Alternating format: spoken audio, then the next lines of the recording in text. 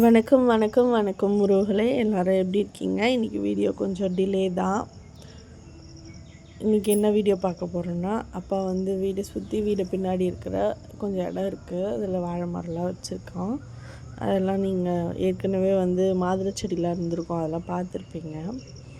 அது வாழை மரம் இருந்தது, சுற்றி தான் க்ளீன் பண்ணாங்க.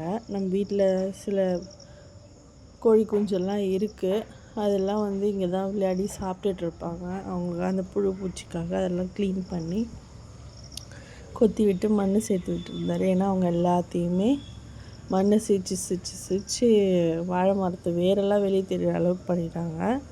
அதனால் அது காலையில் எழுந்திரிச்சது இன்றைக்கி அந்த வேலை தான் அப்பா பார்த்துட்ருந்தாங்க. கொஞ்சம் க்ளீன் பண்ணுற வேலை தான் நடந்துகிட்ருந்துச்சு.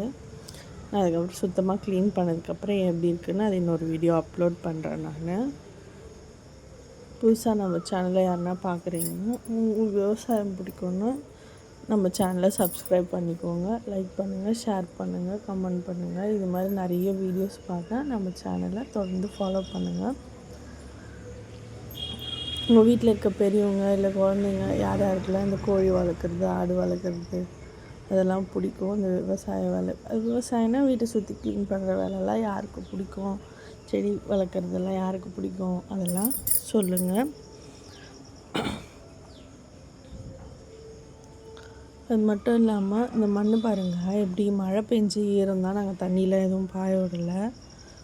ஃபுல் அண்ட் ஃபுல் மழை பெஞ்சு ஈரம் மட்டும்தான். நைட்டு பெஞ்ச மழை தான் அது. அதனால் தான் காலையிலேயே இது மாதிரி இருக்காது. உங்கள் ஊர்லலாம் மழை பெஞ்சிச்சான்னு கமெண்ட் பாக்ஸில் கமெண்ட் பண்ணுங்கள்.